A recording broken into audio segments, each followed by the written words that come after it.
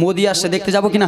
আরে যেই হোক বড় সেলিব্রিটি মানুষ, আত্মীয় স্বজন, আমার গ্রামে হাজি আসছে, আমি দেখতে যাবো কিনা? তো বেরাদার মুসলমান, হাজরাতে বিলাল লোকের মুখে শুনেছে যে মক্কা নগরে এমন একটা পয়গম্বর আছে, মক্কা নগরে আমেনার বেটা একজন আছে, সে আমেনার বেটা যে চেহারা দেখবে, যে তার মুখটা দেখবে, সে যেন দিবানা হয়ে যাবে। জোরে বলুন। তো হাজরাতে বেলালের মনে একটা আশা, কখন আমি তাকে দেখব, কখন আমি তাকে পাবো, তার চেহারা নাকি দেখলেই নাকি পাগল পাড়া হয়ে যাবে। আমি বেলাল, আমি আরো দেখার মন করে। জোরে বলুন। তা হাজরাতে বেলাল, তোমরা এখন বদাম চাওয়াতে লেগেছো, শুনো। হাজরাতে বেলাল লোকের মুখে শুনেছে দয়ান নবীর চেহারা যে একবার দেখবে সে নাকি দিবানা হয়ে যাবে। হাজরাতে বেলাল একজনের বাড়িতে কাজ করতো, তার নাম হলো উমাইয়া। কি? উমাইয়ার বাড়িতে কাজ করতো। রাত্রেবেলা মালিককে বললো, মালিক, বলে কি হয়েছে? বলে মালিক গো, আমাকে সকালবেলা একটু ছুটি দেবেন। বলে কেন?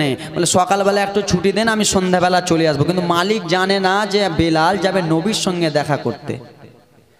বেলাল জানে যে নবীর চেহারা একবার দেখলে পাগল হয়ে যাবে। তারপরেও বেলাল বলতেছে, আমাকে সকালবেলা একটু ছুটি দেন, আমি যাব, একটু কাজ আছে, সন্ধ্যাবেলা চলে আসবো। মালিক বললো ঠিক আছে যাও। মালিক বলল, এ ব্রাদার মুসলমান আমার, শুনে নাও রে বাবা আমার। হাজরাতে বেলাল যখন ইসলাম গ্রহণ করেননি রে, আজকাল আমরা কেমন মুসলমান হয়ে আছি, মুসলমান হওয়ার পরেও আমরা নবী সুন্নাত রাখতে পারি না। আমার নবী সুন্নাত রয়েছে দাড়ি রাখা, আমরা দাড়ি রাখতে পারি না। ওরে যুবক, আমার দয়ার নবীকে দেখার জন্য বেলাল কত পাগল হয়েছে। যেমনই সকাল হয়েছে, হাজরাতে বেলাল যেন মালিককে বলতে লাগলেন, মালিক গো, বলে কি হয়েছে? বলে আমি যাচ্ছি, সন্ধ্যাবেলা যেন চলে আসবো। বলে যাও যাও রে, তাড়াতাড়ি যাও, সন্ধ্যাবেলা যেন তুমি চলে আসো। হাজরাতে বেলাল কালো মানুষ, হাবশি মানুষ, যেন টুক টুক টুক টুক টুক টুক করে যেন চলতে লেগে গেলেন গো বাবা। মরুভূমির রাস্তা, এত বালু বালু রাস্তা। হাজরাতে বেলাল যেন হেঁটে হেঁটে হেঁটে চলে যায়। কিছুক্ষণ যেন গেছে রে বাবা, একটা যেন লোকগুলোকে দেখতে পায়। কিছু লোকগুলো যেন ঘেরুয়া করে কাকে নিয়ে বসে আছে। হাজরাতে বেলাল নবীর আশিক বেলাল টুক টুক টুক টুক করে সেইখানে যেন হাজির হয়ে গেলেন।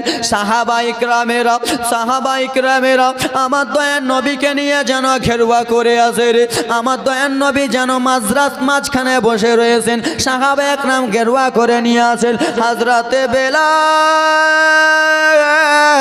যেন এই কথা বলতে লাগলো, বলো বলো গো, তোমরা কাকে এখানে ঘেরুয়া করে নিয়ে আসো? বাবা, আপনাদের 16 মাইলে যাবেন, কেউ যদি বড় করে ঘেরুয়া করে নিয়ে থাকে তো জিজ্ঞেস করবেন কিনা মাঝখানে কে আছে? হাজরাতে বেলাল নবীর আশিক বেলাল বলল, বলো গো, কে এখানে রয়েছে? বলো বলো। বলে কেন কেন বলবো তোমাকে, বলো। বলে আমি একটু জানতে চাই। বলে এখানে দয়ার আকা মৌলা নবী আছে, এখানে মা আমেনার বেটা আছে, এখানে আব্দুল্লাহর বেটা রয়েছে, এখানে আব্দুল মুত্তালিবের পোতা রয়েছে। কিসের জন্য তুমি এসেছো? ওরে বেলাল, তোমার মালিক উমাইয়া হারামি রয়েছে, তোমার মালিককে যে তুমি খবরটা দিবা, দয়ার নবী এখানে আছে, এই খবরটা তোমার মালিককে দিবা, তোমার মালিককেও অত্যাচার করতে বলবা। হযরতে বেলালের চোখ দিয়ে যেন পানি পড়ে গেল। ওগো সাহাবা ইকরাম, এরকম কথা আমাকে বলিও না। বলে কিসের জন্য এসেছো বেলাল রে? তুমি তো উমাইয়ার বাড়িতে কাজ করো, তোমার মালিক যেন বদমাইশ রয়েছে রে বেলাল। বলে ওগো সাহাবা ইকরামেরা, আমি ওই নিয়াতে আসিনি। বলে কিসের জন্য এসেছো বলো বলো। একবার শুধু আমি দয়ার নবীকে দেখবো, একবার শুধু মায়াবীরের বেটাকে দেখবো। আমি বেলাল, আমার যেন কলিজাটা ভিন্ন হয়ে যাবে, আমি বেলাল, আমার যেন মনটা ভরে যাবে। একবার শুধু দয়ার নবীকে দেখাও দেখাও। সাহাবা ইকরামেরাকে কাগতি মিনতি করে বললেন, বেলাল ওগো শুনো গো, একবার দয়ার নবীকে দেখতে দাও। আমি বেলাল, আমার যেন মনে বাসনা রয়েছে। সাহাবা ইকরামেরা যেন রাস্তা ছেড়ে দিলেন। যেমনই রাস্তা ছেড়েছেন রে বাবা, হযরতে বেলালের চোখ দিয়ে পানি যেন ডকবক ডকবক করতেছেন। দয়ার নবী আমার যেন আরাম করতেছেন রে বাবা। হযরতে বেলাল টুক টুক টুক টুক টুক টুক করে দয়ার নবীর কাছে গেলেন, বসে যেন সালাম খালা জানালেন, আসসালাতু আসসালামু আলাইকা ইয়া রাসূলুল্লাহ। এই কথা বলে বেলাল যেন দুই চোখ দিয়ে টপ টপ টপ টপ করে যেন পানি খানা ফেলে, দুই চোখ দিয়ে যেন পানি খানা ঝরঝরিয়ে করে পড়ে যায়। আমার নবী বলে, বলো গে কিসের জন্য তুমি কান্না করতেছো, কিসের জন্য তোমার চোখে পানি, বলো বলো কেন তুমি এই করতেছো বলো। হযরতে বেলাল কেঁদতে কেঁদতে বলে, নবী গো আমি লোকের মুখে শুনেছি ইয়া রাসূলুল্লাহ, যেই আপনাকে দেখে সে নাকি পাগল হয়ে যায়, যেই আপনাকে দেখে সে নাকি আপনার দিবানা হইয়া যায়। খোদার কসম একবার ইয়া রাসূলুল্লাহ নবী গো, খোদার কসম দুইবার ইয়া রাসূলুল্লাহ, আমি আপনাকে যেমনই দেখেছি আমি আপনার প্রেমে পাগল হয়ে গেছি। হযরতে বেলাল দুই চোখের পানি টপ টপ টপ টপ করে ফেলে ফেলে কেঁদে কেঁদে বলে, নবী গো আমি লোকের মুখে শুনেছি আপনি গরিবের সাহারা, অসহায় সাহারা নবী কমলিওয়ালা। ইয়া রাসূলুল্লাহ আপনার চেহারা একবার দেখেছি আপনার প্রেমে পাগল হয়ে গেছি। ইয়া রাসূলুল্লাহ নবী গো আমি আপনাকে একটা কথা বলতে চাই। বলে বলো বলো গো। বলে রাসূলুল্লাহ আপনি শুধু আমাকে একবার কলমাখানা পড়িয়ালেন, একবার শুধু আপনার প্রেমে আমাকে মজিয়ালেন ইয়া রাসূলুল্লাহ নবী গো। আমার নবী মুস্তাফা বলেছিল, বেলাল তুমি কোথায় থাকো? বলে আমি উমাইয়ার বাড়িতে থাকি। বলে ও গো বেলাল গো পরে কলমা পড়লে কি হবে না বলো বলো। বলে ইয়া রাসূলুল্লাহ নবীজি আমার দিলটা জানো মানে না, আমাকে কলমা খানা পড়িয়ালেন। আমার নবী মুস্তাফা তখন বলতে লাগলেন, বেলাল গো ও বেলাল শুনে নাও শুনে নাও, তোমার মালিক হলো রাগিত্ব মালিক, তোমার মালিক একটু বদমাইশ রয়েছে। ওরে বেলাল শুনে নাও শুনে নাও, তোমার মালিক হলো উমাইয়া। তুমি আজকে আমার কাছে কলমা পড়বা, আর আমার কলমার কথা যদি তোমার মালিক যদি একবার জেনে নাই তোমার উপরে অত্যাচার করবে, তোমার উপরে লাঠি টাচ করবে, তোমাকে যেন অনেক কষ্ট দিবে। হযরতে বেলাল সেই সময় বলেছিল, ইয়া রাসূলুল্লাহ নবীজি আমি বেলাল জানের পরোয়া করি না, আমি বেলাল মালের পরোয়া করি না, আমি বেলাল বাবা মা আত্মীয় স্বজনের পরোয়া করি না নবী গো,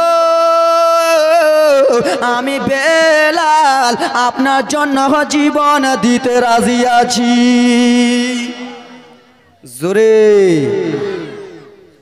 আমি বেলাল আপনার জন্য জীবন দিতে রাজি আছি। হযরতে বেলাল জানের পরোয়া করলেন না, মালের পরোয়া করলেন না। আমার নবী মুস্তাফা বলে, বেলাল গো তোমাকে এখন আমি কলমা পড়াচ্ছি, এই কলমার প্রচারটা তুমি এখন করে দিও না। এই কলমার প্রচার যদি তুমি এখন করে দাও তোমার মালিক তোমার উপরে অত্যাচার করবে। ইয়া রাসূলুল্লাহ নবী গো আপনি কলমাটা পড়িয়েলেন। দয়ার নবী আমার হযরতে বেলালকে কলমা পড়িয়েলেন। আসত ভেসে হাজারাতে বেলালের মধুর আযান, আসত ভেসে হাজারাতে বেলালের মধুর আযান, সেই আযানে ছিল এমন প্রেম মুগ্ধ রহমান। দয়ার নবীর পিছে নামাজ পড়লে কেমন হতো, দয়ার নবীর পিছে নামাজ পড়লে কেমন হতো। দুই নয়নে নবীজি পাক, দুই চোখেতে রাসূল পাক দেখলে কেমন হতো। জন্ম আমার নবীর দেশে হলে কেমন হতো, জন্ম আমার নবীর দেশে হলে কেমন হতো। জোরে বলুন একটু জোরে। দিনে কত আলোচনায় থাকতাম আমরা অধম। আমার নবী যখন দুনিয়াতে ছিলেন সেই সময় যদি আমরা থাকতাম কত ভালো লাগতো, লাগতো না? আমার নবীকে তারা উহুদের ময়দানে গিঠি চালিয়েছে, তাইফ লোকেরা গিঠি চালিয়েছে, আমরা হলে তারা কি এমন মার মারতাম যারা চালিয়েছে। তো সেই যুগে আমাদের জন্ম হয়নি, এই যুগে হয়েছে। দিনে কত আলোচনায় থাকতাম আমরা অধম, সামনে রাসূলে পাক হতেন, পাশে সাহাবাগণ, বুবকর উমর উসমান আলী, সঙ্গী কেমন হতো। দুই নয়নে নবীজি পাক, দুই নয়নে রাসূল পাক, দেখলে কেমন হতো। জন্ম আমার নবীর দেশে হলে কেমন হতো, জোরে বলুন, একটু জোরে। কেমন ছিল সেই দৃশ্য মদিনা, দেখেছেন সব সাহাবে, জোরে বলো। কেমন ছিল সেই দৃশ্য মদিনা, দেখলেন সব সাহাবে। খেলেছে শিশু হুসেন ও হাসান, সঙ্গে দয়া নবী, নবী পাক জুবানে ডাকেছে হাসান, শুনলে কেমন হতো। দুই নয়নে নবীজি পাক, দুই চোখেতে রাসূল পাক, দেখলে কেমন হতো। জন্ম আমার নবীর যুগে হলে কেমন হতো, জন্ম আমার নবীর দেশে হলে কেমন হতো। নারে তাকবীর, বক্তা সাহেব এলো, নারে তাকবীর, নারে রিসালাত। জিয়ারাতে ওই মদিনা, স্বপ্নে মোরা দেখি সোনার মদিনা। ওগো নবীর দেশে চলো না, জিয়ারাতে ওই মদিনা, স্বপ্নে মোরা দেখি সোনার মদিনা। জোরে বলো না। আমার নবে নূরের নবী, তো জাহানের বাদশা নবী, আমার নবে সোনার ছবি, তো জাহানের বাদশা নবী। সেই নবীকে দেখার পরে মনে হলো মোর দিবানা, স্বপ্নে মোরা দেখি সোনার মদিনা। ওই গো নবীর দেশে চলো না, জিয়ারাতে ওই মদিনা, স্বপ্নে মোরা দেখি সোনার মদিনা। আর একটা ছন্দ বলবো, এই গ্রামের নামটা কি ভুলে গেছে? মুলবিটোলা নাকি?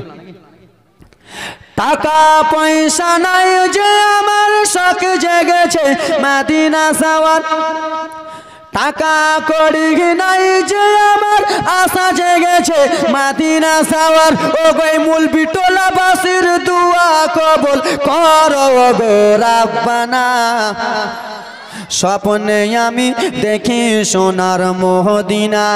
ও গো নবীর দেশে চলো না,